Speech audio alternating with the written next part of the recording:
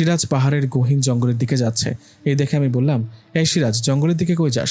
তোর বাড়ি কি জঙ্গলে নাকি? আরে না বোকা, কথা না বলে আমার পিছু পিছু আসতে থাক, দেখ কোথায় যাই। পাগল, সন্ধ্যার পেরিয়ে রাত হলো।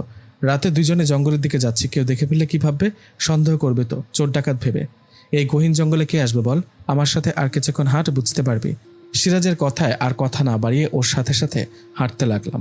বেশ কিছুক্ষণ হাঁটার পর আমি দেখলাম আমাদের সামনে খুব সুন্দর একটা ঘোড়ার গাড়ি, যেটাকে টমটম বলে আর কি, ওরকম একটা ঘোড়ার গাড়ি দাঁড়িয়ে আছে। ঘোড়ার গাড়ি থেকে কিরকম আলো বেরিয়ে চকচক করছে।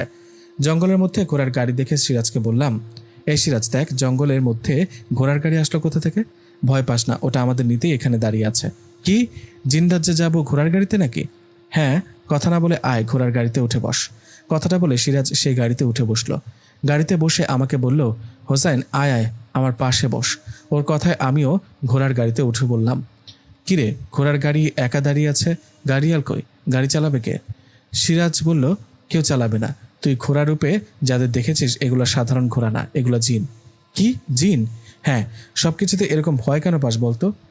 শোন হোসেন, এখন ঘোড়ার গাড়িটা চলতে থাকবে। গাড়িতে চলন্ত অবস্থায় তোর চোখের সামনে সবকিছু চেঞ্জ হতে থাকবে। এতে তুই ভয় পাবি না জানি।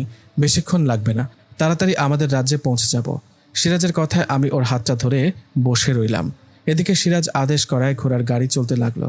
ঘোড়ার গাড়ি চলার সময় আমি খেয়াল করলাম সিরাজের কথা মতো আমার চোখের সামনে সব দৃশ্য কেমন চেঞ্জ হতে লাগলো।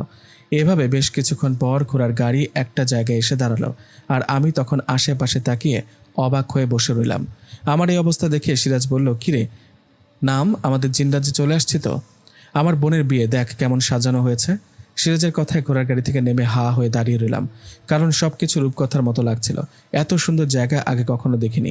জিন রাজ্যে বাড়িগুলো কেমন অদ্ভুত, আমাদের বাড়ির মতোই কিন্তু আলাদা ও খুব সুন্দর। জিন রাজ্যে যাবার পর সিরাজ আমাকে নিয়ে হাঁটতে লাগলো। একটু হাঁটতেই সিরাজ আমাকে নিয়ে ওর বাড়িতে প্রবেশ করলো। সিরাজের বোনের বিয়ে, সেই সুবাদে ওর বাড়িতে অনেক জিন পরি আসছে। ওরা নিশ্চয়ই সিরাজের আত্মীয় হবে। এত এত জিনপরির ভিড়ে নিজেকে কেমন লাগছিল। আমি সিরাজের বাড়িতে যাবার পর ওর মা বাবা আমাকে অবাক করে বলল, তোমরা আসছো? বাবা হোসেন কেমন আছো বাবা? ওদের মুখে কথাটা শুনে অবাক হয়ে বললাম, আপনারা আমাকে চেনেন? চিনব না কেন বাবা, তুমি আর সিরাজ ভালো বন্ধু সেই ছোট থেকে, দুজনেই পড়াশোনা করো। আমি তো সিরাজের মুখে তোমার কথা অনেক শুনেছি। সিরাজের বাবা বলল, আমরা তোমার ব্যাপারে অনেক আগে থেকে জানি বাবা, শুধু তুমি জানতা না আমরা জিন। এখন যেহেতু জেনে গিয়েছো, তুমি বাবা কথাটা কাউকেই বলবা না। ওদের কথা আমি বললাম, না না, কাউকে বলবো না, আমার প্রতি বিশ্বাস রাখেন। সিরাজের মা বলল, তোমার প্রতি আমাদের বিশ্বাস আছে বাবা, যাও তুমি রুমে যাও, সিরাজ ওকে নিয়ে যা, রুমে যা। মায়ের কথায় সিরাজ আমাকে নিয়ে একটা